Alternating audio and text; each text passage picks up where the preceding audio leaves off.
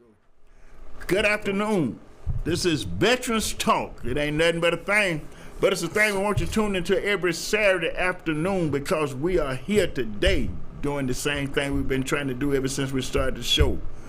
Make sense out of a sensitive situation called the plight of veterans in the USA, and the USA with the plight of veterans. I'm here today. I'm Elsa McGee, your host, and here with my co-host and partner in crime, Tony Merritt. How you doing, brother? I'm good. Just dealing with the heat. Yeah, I know it, man. It's I'm telling you, I was out earlier because I've been feeling better. I'm feeling more energetic, ready to get back in the fight, even though I'm in pain every day. What we want to talk about today is all about the Sons of Atlanta. You know, we started this conversation last week by honoring Marvin Arrington Sr., Bowleg, and, you know, getting people to see how the Sons of Atlanta have always been the Sons of Atlanta and how they have contributed to this city, to this community, down through the years in a lot of ways. And, you know, we give little service to recognizing and honoring that service.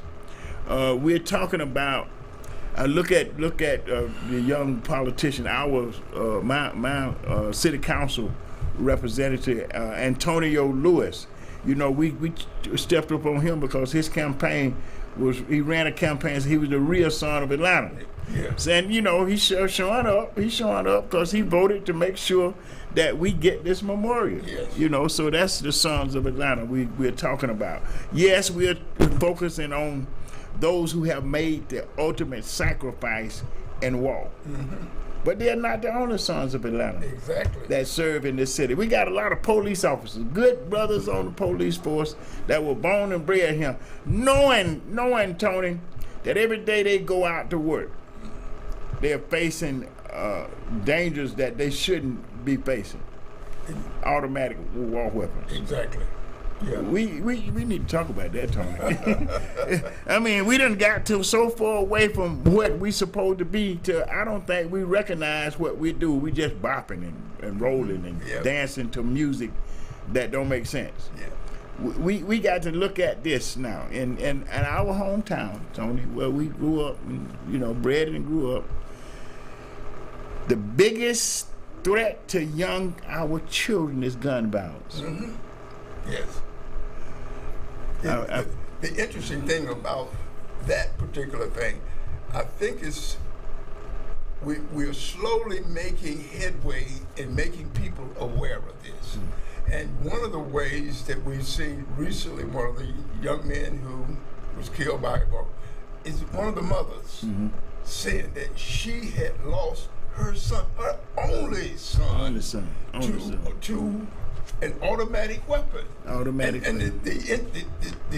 the hard part about that swap is he was an innocent victim. Mm. You know, when you're an innocent victim of a gun shooting situation, you know, how your mother, all of your friends and your family, all they know to do is grieve. And wonder why. Why you? Yeah. You know, it's always interesting to watch people say, he was such a good person. Yes. Why him?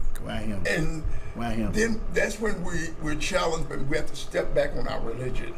You know, and, you know, there is a reason that he was chosen to be an example for our community. A sacrifice. A sacrifice. You know, an unnecessary sacrifice that we don't think it was an unnecessary sacrifice, but it was it was something that happened to make a point, to bring realization to the fact of these, as you call them, and what they are, war weapons, do not belong in our community, in our homes, in our grocery stores. You know, it's everywhere you go. Unfortunately, you got to be aware of the possibility of someone carrying a war weapon. You know, Sonny, when you were saying that, why? Yeah. Why him? Why this? Yeah. You know, we know why. We actually know why, because of some elements of our community has gotten us so afraid of each other. Yes. So afraid of each other.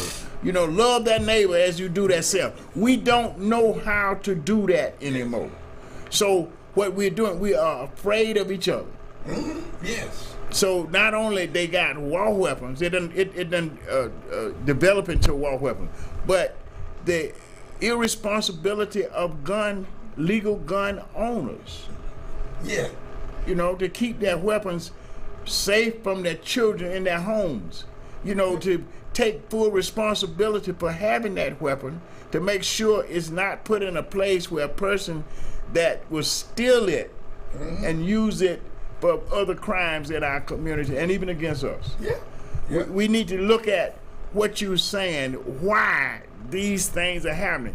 It's happening because we have created an environment, a warlike environment. Yeah. Well, we got people leaving their homes. They won't leave their home without their peace.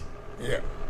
You know, and some of them got more pieces than they got ammunition. So you know they ain't got no sense. Right. You know, I mean, you got more peace and you got ammunition. What you gonna do when you run out of ammunition? Exactly. The peace ain't gonna do you no good. Exactly. But the fear of it all make us grab for what we think is gonna be protected. But what will protect us, Tony, if we start learning how to love each other. Exactly. Yeah. You know, the simplicity. Yeah. You know, just simply, we got to stop allowing these elements, what I call evil elements, demon elements in our community, to cause us to be so afraid of each other that, listen, Tony, even during COVID, right? Gun sales rocketed. It didn't have no effect about the inflation when they went to gun sales. They rocketed.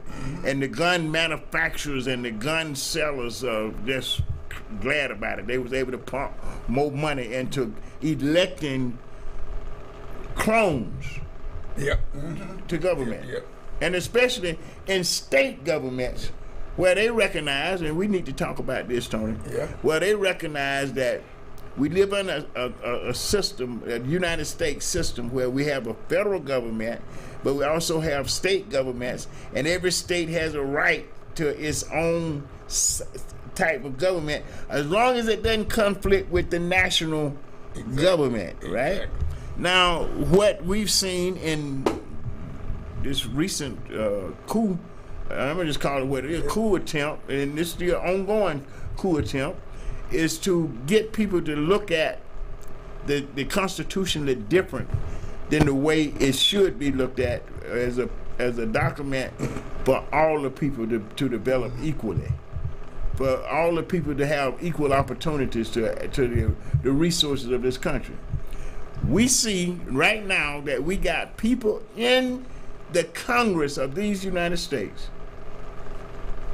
that's willing to undermine, and I heard that leader say this, and it bothered me because I never made it above the level of Spec 4, specialist fourth class. To hear somebody that never went in the military, that matter of fact did everything he could to dodge the military, just said he was smarter than the generals. He knew more than the generals. Yes. That bothers me. Yes. You know, that really bothers me because that means that they're ready to start telling the generals how to operate the military. And that's a dangerous part of this movement that's going on in America now.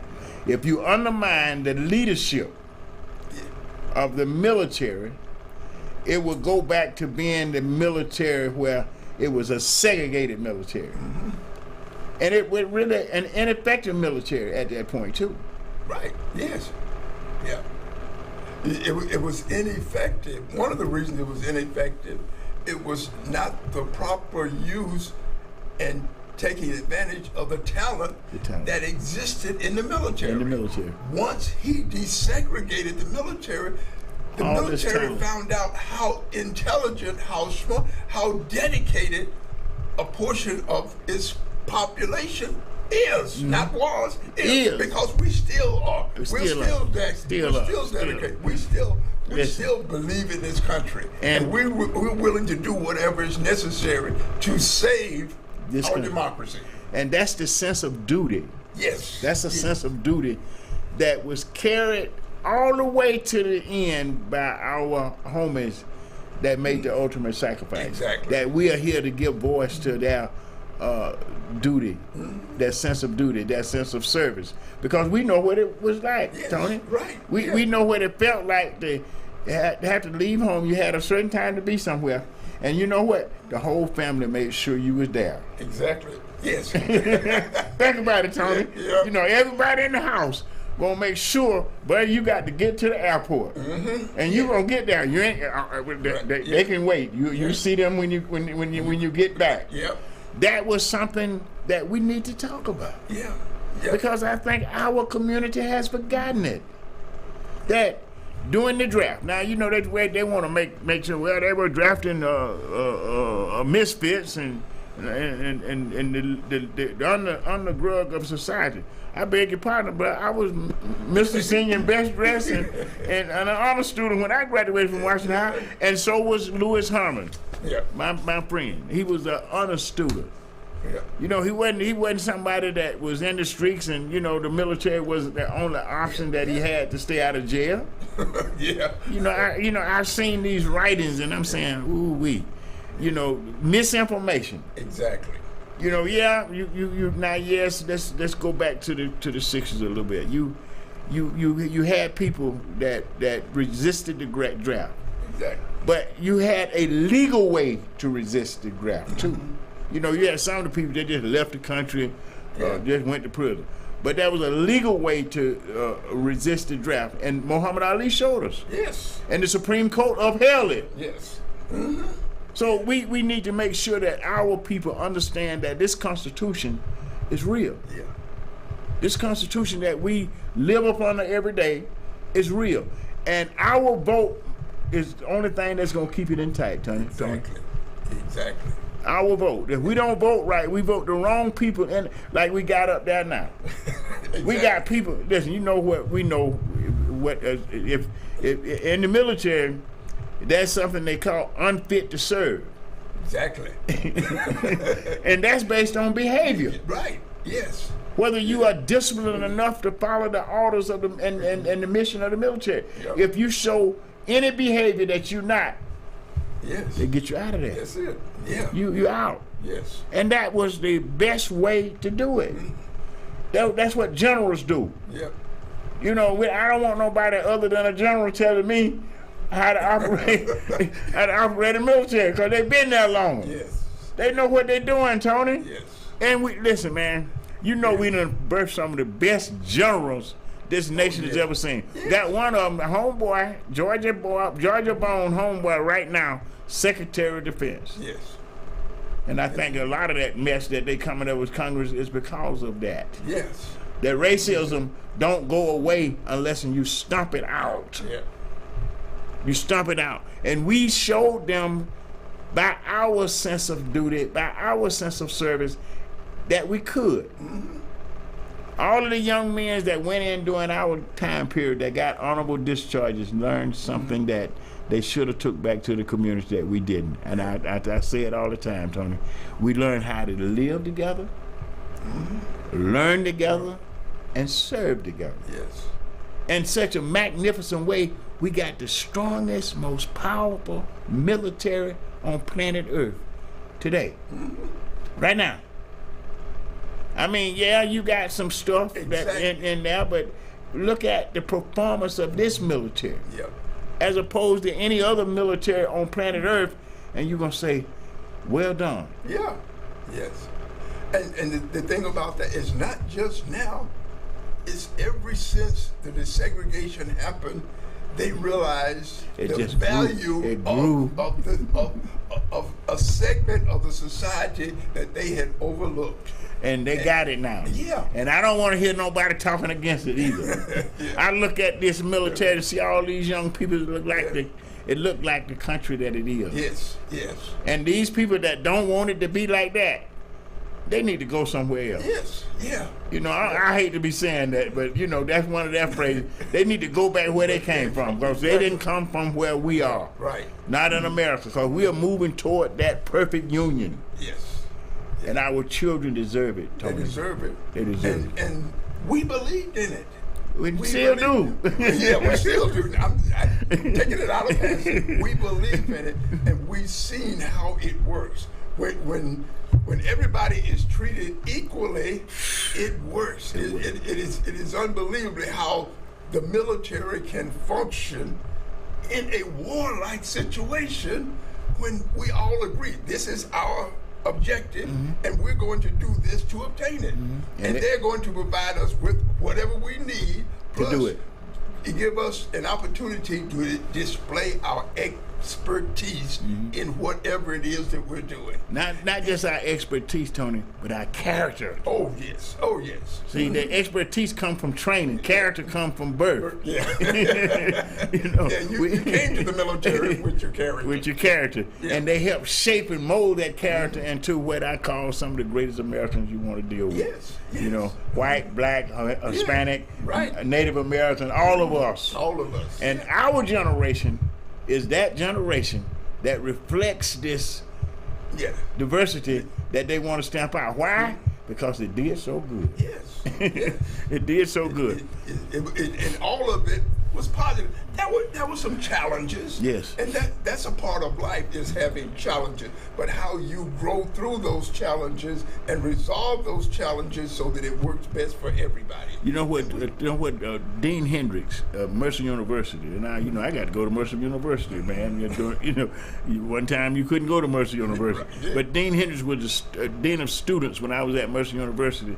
She told me that stress and challenges is part of life that cause you to grow. Yeah. Yeah. It calls you to grow. It calls you to be better. Yes. Unless you submit to it in a negative, Yeah. or you look at it as a negative. It's a negative. Yeah. You know, everything that what they say, necessity is the birth of creativity. Necessity. We've seen things in this country now. They just start looking at when they took it over, when they invaded it. They was wilderness. Wasn't nothing but a wilderness, and the Native Americans, Yes. and they were living in a primitive kind of society, which Yeah. is That was where they were at the time. at the time. Yeah. But they came into this country, and all of a sudden they realized that they was not alone. They didn't discover America. Their people was already here, Yeah. and people was still coming here, and the diversity was a tough mix, because those that invaded took it over, and they shaped the first years of government in hypocrisy. In hypocrisy, they was writing it in a way that it spoke to all people, but they was operating in a way that it was exclusively for them. Yes. And we got to realize that. See, we got to understand that when you elect people to government, they appoint all of the people that work for government. Exactly. Yes. So when they appoint people for working for government, they appoint people out of that same mindset. Birds of a feather flock together. Exactly. We got to make sure that we go back to the teachings of Martin Luther King Jr., where he said, this is our nation. And the character. One day with his children be judged on the contents of their character, Yes. rather than the color of their skin. Because in that character, if you let it develop, you develop it right, you're gonna see skill packages that made America. Yeah. Yeah. All these different skills, all these different people. One ethnicity might have started and made it better. Yes. It was a conglomerate. And we all worked together for the benefit of all. Listen, There were some challenges. Admittedly, there were some challenges because everybody didn't buy into the system. didn't buy into the And system. so for those that didn't buy into the system, a lot of them chose to leave the system. To leave the system. But those of us who stayed and worked through the system, we benefited from it. benefited Because from we saw what, like you said, unity, us working together, what we can do. What we can do. Yes. And that's the unity that built this America Yes. that these people are trying to destroy now. Yeah. They look at good and call it bad. They look at right and call it wrong. Why you listen, you cannot legislate morality. Yeah. You cannot legislate morality. And I don't think the founders was intending to legislate morality when they said separation of church and state. Right? Right. State should never try to impose upon the people what they spiritually believe or morally believe or disbelieve. Yeah. But everybody should have rights, individual rights. Now we got a movement afoot that's so strong because the infiltration of these people that didn't want to stay. They left, and then when it started getting good, they came back in and start infiltrating the governments with their hatred. Right. With their hatred, and they want revenge because it ain't. Well, it didn't fall. The way they thought it was gonna fall, it started growing. Now they want to come in and say, well, all this growth, this diversity ain't good for the nation. Where'd that come from? Really, it comes from their belief that they don't have the power that they initially thought they would have. And I'm gonna tell you something else too. What developed during that time period was during slavery, especially. Okay. Certain parts of the population was able to amass large amount of finance. Yes. Yep. The slave masters off of slavery and cheap labor. You know, because now we got to understand it was that free labor. Free labor. Yeah, well, they complemented with cheap labor. Overseers was paid. Oh, okay. You know, you got the overseers was paid. But you see an overseer kind of management in the economics of today, like what's going on with the strike in the entertainment industry right now. You know, they're saying, listen, executives made all the money, the actors and the writers and the others, well, they struggling to meet, to live every day. Yes. Because what they have done, greed is set in. Yes. So these 2%ers that have amassed 90% of the wealth of treating the rest of us like puppets. Yeah. They play us against each other. They play us on each other. Yeah.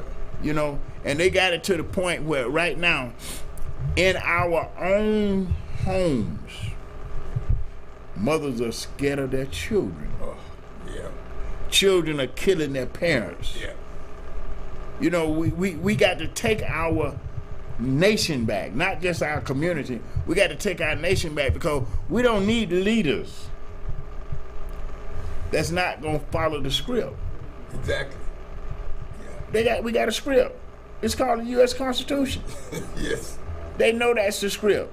They done got in and they done tried to get people in certain places within the government so they could manipulate it to operate differently than what it's supposed to be operating at.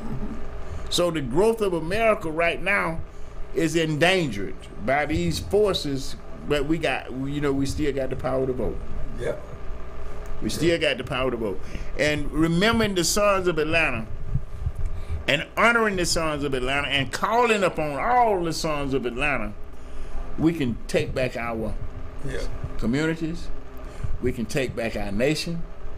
We can keep moving toward this more perfect union that we are moving toward. See, what you got to look at, Tony, and what everybody, the audience got to look at, is that these 2%ers, they're threatened by all of these new billionaires that's popping up. Yes. Because of opportunity. They're taking advantage of opportunity. Opportunity. And racially, they don't look like some of the other 2%ers. The 2%. And that is a challenge. That's the challenge. Is a challenge. Because it's a threat to their power. Power. It's a threat to their power. It's a threat to their power. They never imagined that a minority community would produce millionaires that move into their billionaires. Billionaires, not millionaires. We got so many millionaires you can't count them, but they billionaires keep popping up every year. Yes. Yeah. Now look at this, and I love this young man, LeBron James. Yes. One of the most exciting athletes I've ever watched, and I've been watching basketball when there wasn't no TV. It wasn't no TV. Came out of high school. Yeah. Not college. He didn't go to college to get up. Historically, the best player that ever played. Mm-hmm. Yeah. Man. Statistically, the best player. Yeah. What is he doing? Building his community. That's it. That's the threat, Tony. Yes. Yeah. That's the threat. The power sees him with his power and his ability to share that power and that wealth with the community. Because all of a sudden now he's creating a segment in the of our community that's going to grow and prosper from its knowledge. Oh man! You know, it's incredible. It's incredible. And because they see this and recognize it, it's now a challenge. It's not a challenge. And let me say that we got some sons of Atlanta like that. Yes.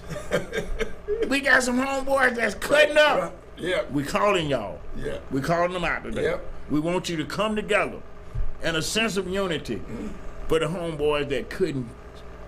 Yeah. That didn't speak. Yeah. But they showed us a sense of duty and service that we need to make sure is a part of how we behave in our community every day. Yeah. Because if we do, we're going to keep growing these billionaires, Tony. Mm-hmm. We're going to keep getting these freedoms. In a minute, that income and equity won't be there. Yeah. And that's what we want. That's the whole 9 yards of it all. We want what we pledge allegiance to. Liberty and justice for all.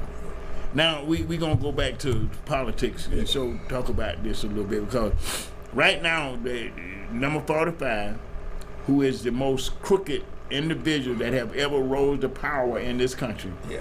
At such a high office. At such a high office. Yes. Is in our face putting itself above the law. Mm-hmm. Yeah. And I'm saying this.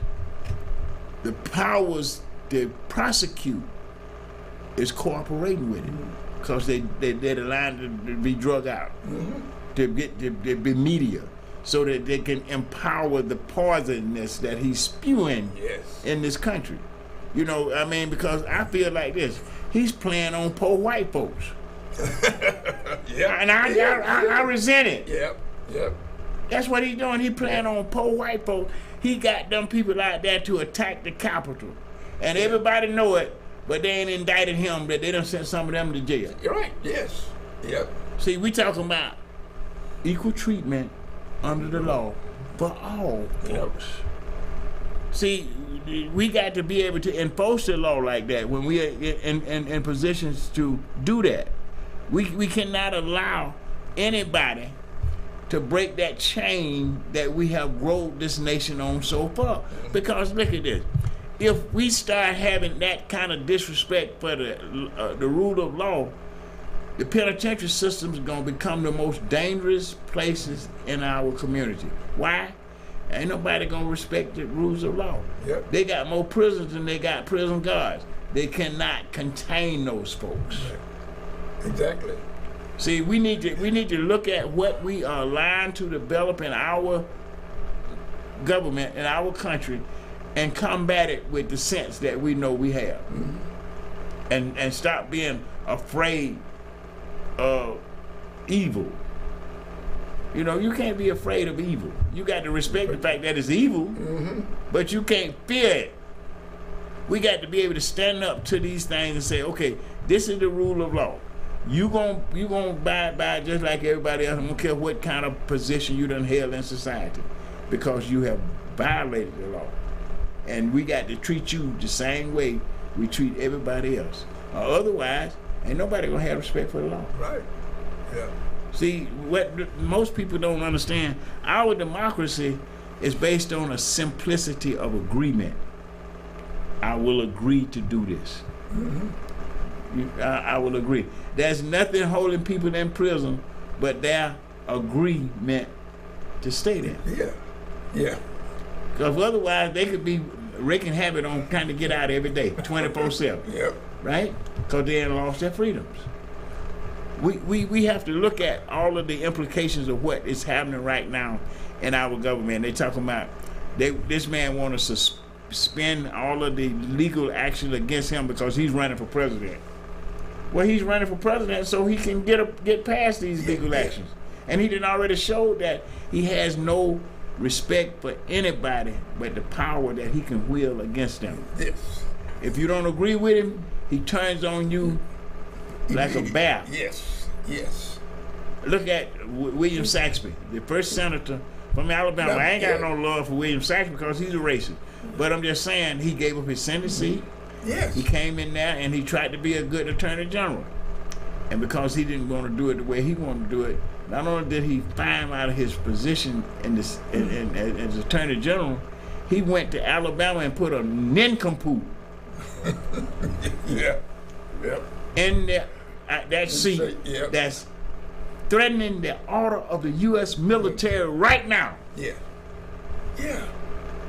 Right this minute. This man is because he got power in the House of Representatives. We got to know the difference between the House of Representatives and the Senate. Yeah. The House of Representatives is the only entity that can raise revenue. Right? Yep. And what they're doing now, we got to pay the bills. We got to get ready to give the military the money to spend to keep the military growing and strong. Yes. Why is he holding it up? Talking about abortions. Yes. What is that? Listen, that is a individual constitutional right that shouldn't even be in discussion with this. But they done infiltrated our government, and they think that infiltrating it gives them the authority to overturn it. And believe me, if we sit back and allow this man to be re-elected to the presidency of this country, democracy is gone. Yes. Because he's not going to leave office until he's dead. Yes. Right. He's not. There ain't going to be no more elections as far as he's concerned. Yeah. Because especially if he ends up with a House of Representatives and a Senate. To do what And he wants. he's already got States. states and the Supreme Court. So it's like I have all the power that I need now to get them to do the things I want them to do. And let me tell you a little secret, Tony. It only takes 26 states to overturn the Constitution, to change the whole system of government. Yep. And right now, it appears that he got 15 stronghold states. Yep. That we are aware of. We're aware. We don't know What's the intimate details that are going on in the background. In the background of several other states. Several other states, yes. You don't know until all of a sudden they have to step up. And you go like, I didn't realize we had that situation. Yeah. And one of the scariest parts is it could be right here in the state we live in. Listen, the state we live in, it is there. Yeah. we can see it because we got a governor that have flooded our community with guns. Yes. Intentionally. Yes. Why would you want to do that when you see our children being killed like dogs in the street? You should be trying to restrict that kind of weaponry in the community, but you create laws that openly let it happen. Yep. I'm seeing little boys walk around in my community with guns hanging out their back. They ain't even old enough to go get a permit. Yeah. But they ain't got to have that. The police cannot say anything to them. That's happening right here in the state of Georgia, in Atlanta, Georgia. And where I was born, where you was born, Tony, we got to make sure that our children, our grandchildren, now great grandchildren, got a safety school. Yeah. I want to be safe in the church. Yeah. I don't want to be preaching and look at the door open with somebody done open with an automatic weapon. Right. And they doing it. They got it. I don't want to go to the grocery store and right up here the Kroger's and just shoot out in the parking lot. Yeah. This stuff has got to stop. And the Sons of Atlanta is a call to unity to address these problems. Yes. I mean, address them like the Sons of Atlanta have always addressed problems. We stood up with them. I was listening to what you were talking about Bowleg last week. Say, Bowleg was challenged, but he stood up and dealt with it. Yes. Every time. Every time. He never backed down. He never Son of Atlanta. Yes. A true son of Atlanta. True son of Atlanta. A true son of Atlanta. I'm calling up all of our brothers Yeah. And our sisters too now. We're going to get Yeah. on the sisters in a minute because but the Sons of Atlanta, you know, and I don't want to talk about another son of Atlanta that we can mimic his duty, sense of duty and service. Maynard Jackson. He's still hunting these people today. Yes, yes. Now, they want that airport so bad, they don't know how they've been trying to do it with every Georgia General Assembly. Yep. But you know what it remind me? I call Maynard the Thurgood Marshall of mayors. You know, he knew how to put it together Yes. in the constitutional sense that made it. They're having a problem with it. And unless they can ever get, now they can infiltrate the city of Atlanta, which they doing a lot of stuff, in a way that they can get the city to turn it over to the state. Yep. You know, if they infiltrate it enough, they will. Yeah. You know, just like they're trying this stupid stuff where they want to make Buckhead a city. Buckhead is a city. The city of Atlanta. Yeah. All right. You know, I'm saying, what the world? Yep. You know, I mean, soon, Tony, we're going to be in Piedmont Park. We're going to have a symbol for the Sons of Atlanta. Yep. That for all times that they can recognize what they have contributed to this democracy. The sacrifices that we made for this democracy. We not going to just sit up and look at it torn up and not say nothing when we got the power to do something. And I tell people, I'm listening to some of these young people, well, I ain't nobody to vote for, run for office then. Yeah. If you don't think nobody is capable of doing it, you do it. Yes. Yeah. I'm so excited about those young brothers in Tennessee. Oh, yeah. Yeah. Young, intelligent brothers. In Tennessee. You know, they were on the money. They knew exactly what they were doing when they supported. These kids that want a safe school. Yes, yes. They're on the side of history. And we can't just sit back and say, oh man, that was nice. We got to mimic what they did. Right. Mimic what they did in the community because the rednecks put them out of the Tennessee General Assembly and they were voted right back in there. Yeah. Yeah. That shows the power of the constituents. And I'm not just the power of constituency, but that does show the power of constituency, but not just that. No. Yeah. It shows the power of what can be done in government. It reminds me of Jose. Yeah. Now, Jose Williams, another son of Atlanta. I can talk about some songs of Atlanta. We can talk about some hellacious songs of Atlanta, man. Like, listen, bro.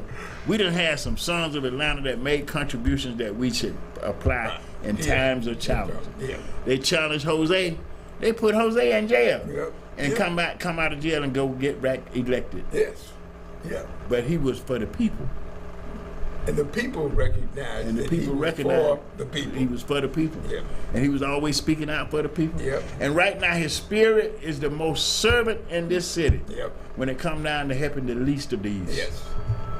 The least of these. Yeah. It's amazing the fact that Yeah. you know, he produced a daughter with the Yes. same strength and beliefs and fortitude when it comes on the to air, serving Regina. the community. I'll call you when it's trying to make Okay. a positive thing out of some negative situation. Yes. She steps right up and you Queen. only the sex change happened between her and her father. Yes. You know. Listen, man. I love this young lady. Yes. You know, and I support her. You know, I tell everybody this. She carried her father's spirit. Yeah. Now, then we talking about the sons of Atlanta. That's the daughter of Atlanta, right? Yeah. You know, we got some beautiful daughters too now. Don't get it wrong. Yep. Don't get it wrong. But we just trying to do this here because, fortunately, there was none killed in Vietnam, and that was the most divided war we've had since the Civil War. Exactly. Yeah. You know, we think about, I know what it felt like going into the military when all this demonstration was going on and, you know, they tell you don't wear your uniform outside the post. You don't come outside the post. You wasn't safe in this country. Yes. But we still served in a way that made this military, the U.S. military, the best on planet Earth. Because it was in trouble when he desegregated it, Tony. Yeah.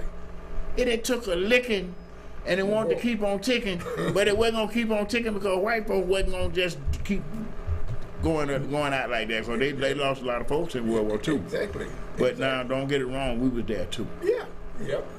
And we played a major part. A major part. We were there initially in subservient positions. But we played. But in so many situations, when the opportunity came for us to step up, we stepped up, and that's when they realized, you know, they're just not servants. Them Tuskegee Airmen.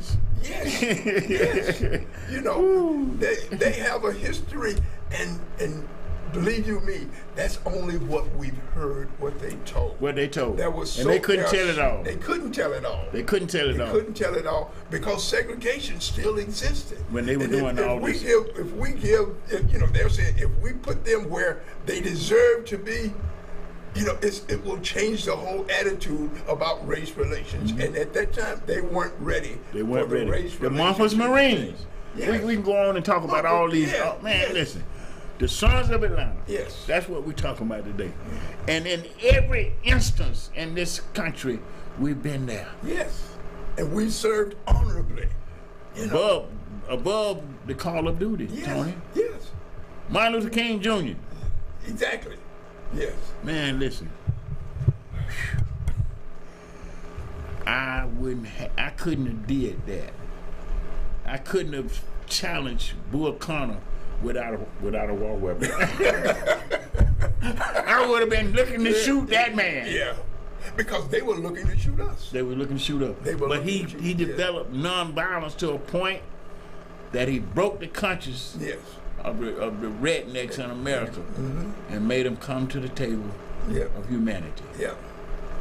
We ain't gonna let it go. We not finna give it up. We got son. I'm gonna talk about some of the other sons. Greg Fan, the preacher man. Man, that brother is a son of Atlanta that's speaking truth to power right now.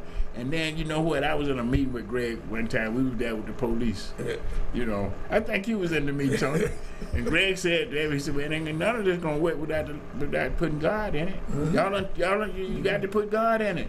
We was there then talking about the violence in the community, and everybody was talking about all kind of stuff. And Greg said, "Wait a minute, let me tell y'all something. Yep. You taking You're an right, essential piece from the puzzle. It ain't gonna fit.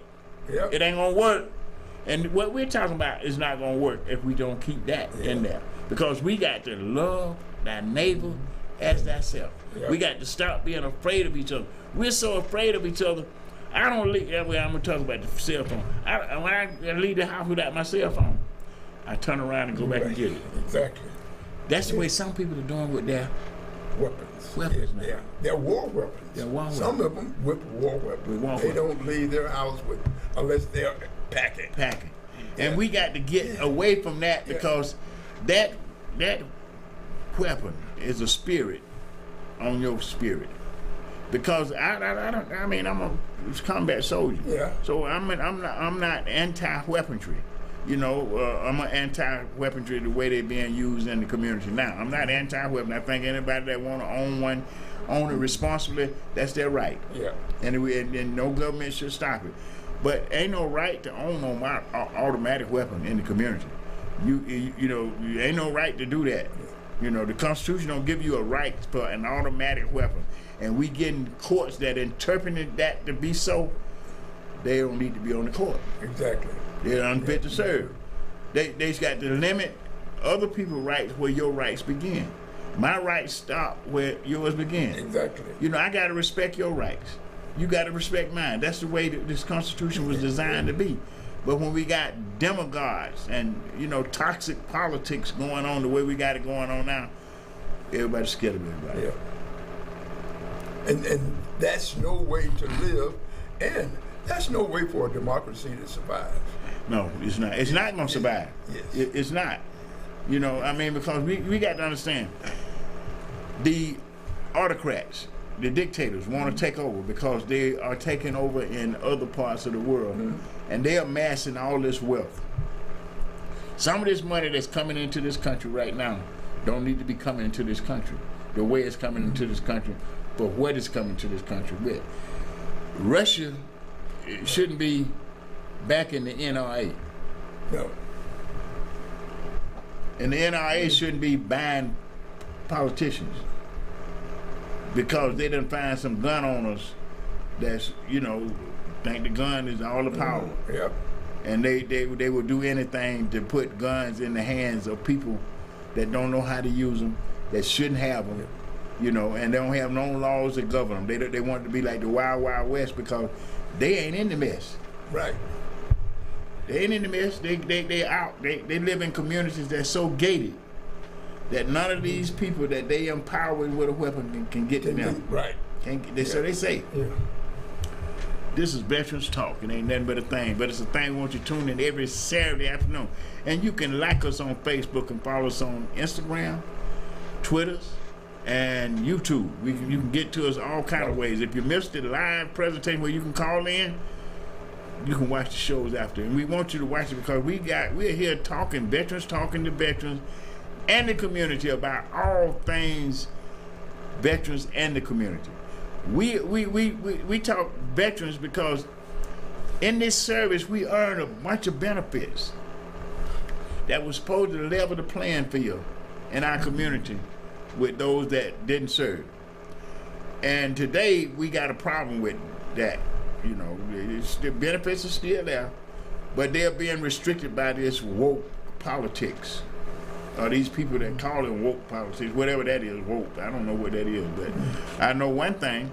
I'm looking at how they handling our claims for benefits. Mm-hmm. I'm looking at how they are dispensing our claims for benefits. And it ain't right, especially when it comes down to inner city people. And I'm saying inner city, most of us are poor people. I'm talking about poor blacks, poor whites, poor Native Americans, poor Hispanics. They're not giving us the benefits that we deserve on the level that we deserve at the pace that we deserve to be getting them. Like Kenny is in the audience today. He's been in the audience ever since we started the show. And his case is one of those cases that bothers me deeply because he was in Augusta, Georgia, at Fort Gordon. And Fort Gordon is noted for having Agent Orange stored there. You know, and I even tested in some places around Augusta. Because Congress hadn't ordered the VA to recognize it, it's catching hell getting its benefits. Yeah. You know, we jumping through loops, and every time we jump through one loop, they put up another. But that's not just against Kenny, it's against all those guys that serve at these military bases in this country. We need our senator, both of them, to put an amendment in the PAC Act, which I think is a great step in the right direction. But it didn't go far enough.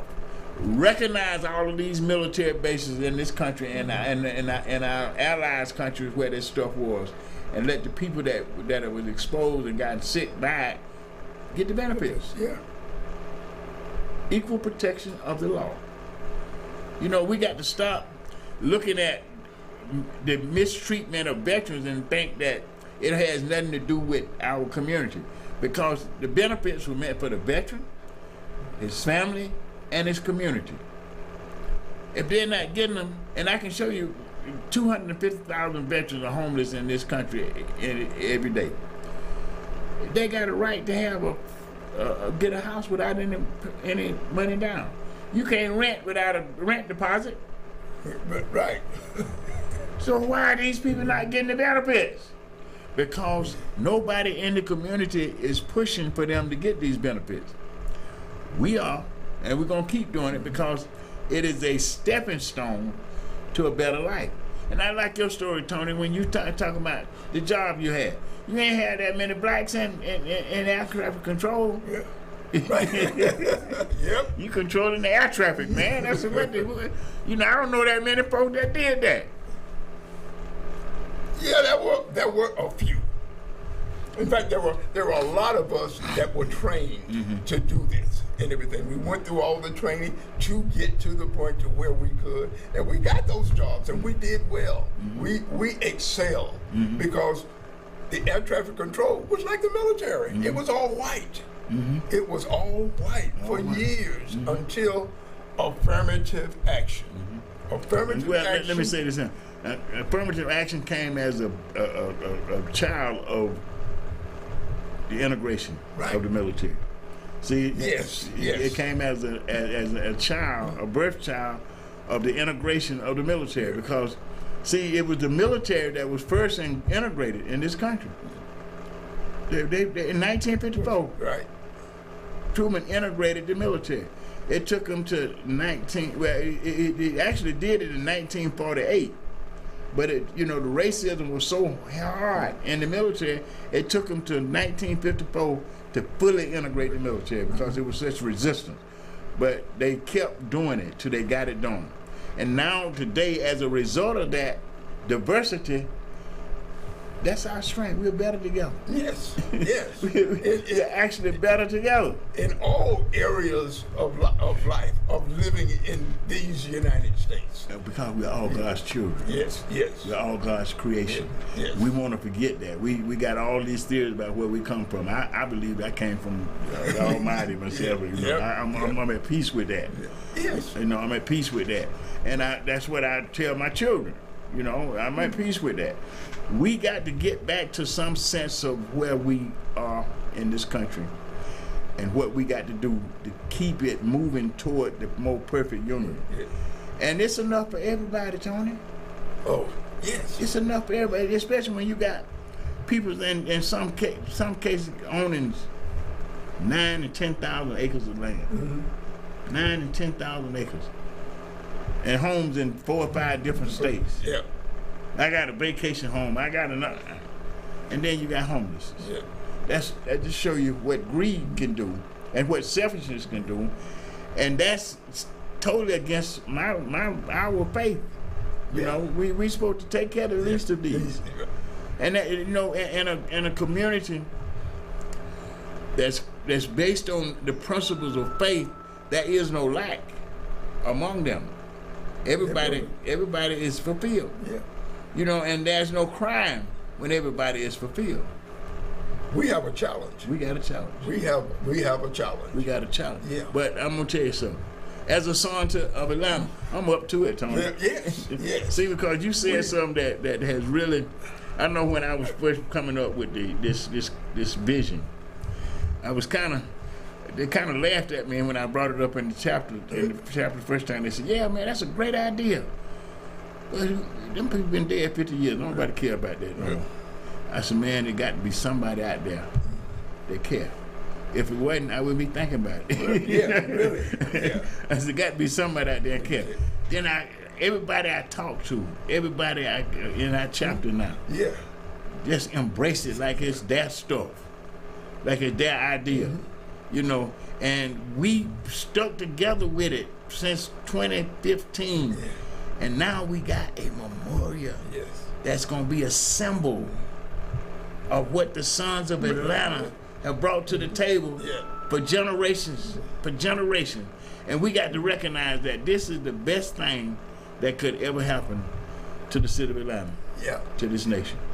When I showed up at Concerned Black Clergy and heard that there was a Veterans Affairs Committee, and then when I joined it and heard about your dream, I bought into it totally. Yeah. I mean, totally. I said, this is something I want to do. And I'm glad you raised the Concerned Black Clergy, because the whole Concerned Black Clergy bought into it. Yeah, yes, yeah. And they're still buying into it. They're still buying into it. And that's going to be our operational base. Yes. We're getting this morality thing back together, because we got all these churches that we can. And I want to speak to Dr. Ron Bonner now. He didn't got his doctrine. We got to bring him back on the table, because this is a brother that started out with us, right, and brought the Church of Redeem in, who has been contributing to our work. Yeah. And right now we calling all our folks back together, because we got the thing approved. On the 26th of this month, before, the mayor is going to sign off, and then Michael want to meet us at Piccadilly's this week coming up. I told him, I said it's going to be our treat. Yeah. We're going to meet at Piccadilly's, and We're going to be talking about. I know we're going to be talking about. We're going to talk about what the mapping to do. Yeah. Because Michael Julian Bond has acted like his daddy. Yeah. He didn't stop. He didn't stop. Oh, yeah. Like Michael's dad. Yeah. Michael Julian Bond has acted like Julian Bond. Yes. He didn't stop. Yeah. We was talking about the lineage of these sons of Atlanta, man. Yeah. We got a beautiful story to tell. Yeah. These sons of Atlanta. We have so many stories to tell. Yes. And this monument has allowed us to tell these stories because we're sharing history with a lot of people that had no idea. Didn't realize that there were sons of sons that are serving this city as well as their fathers have. And they came along in a time that we're talking about. The sons of Atlanta came about. Yeah, right. And they made this city a better city. Yes. Yeah. You know, they made this city what it is. You know, you think about it. All these brothers, man, was like eagle beavers in the community. Yeah. Yeah. They didn't stop. It was hard because they was the first two. Yes. It was first. They were, and so they had to deal with all the negativity that was directed toward them. Directed to it. But Julian Bond got lost his seat. They wouldn't even see him. He got elected. Boy, you ain't gonna get no seat there. You talking against the wall? Yeah. And then now you got all of them talking against the military. Yeah. Totally close it out, man. We got to close it out. Yeah. We go on and on. We are so excited about this memorial and the idea that the City Council of Atlanta has included in their budget for the Parks Department. And that's where and so we're just waiting for the mayor to sign the budget for the City of Atlanta. And you're going to watch an incredible event occur in Piedmont Park. It's going to draw generations. It's going to draw generations together in celebrating those sons of Atlanta who paid the ultimate price. And going into the communities with that sense of duty and service to take our communities back. Yes. Yeah. For the good. You know, I ain't talking about some of that toxic stuff where we can tell somebody they you know, we're not going to legislate morality. Right. We're going to let God handle that. Yeah. You know, we're just going to keep praying and teaching people that this is a better way to go. Thank you, Tony. Okay. We'll be back here next week, but you can like us on Facebook, follow us on Instagram, and, you know, you can call in, too. You can call in and join the conversation next week, same time, same place. Status Network.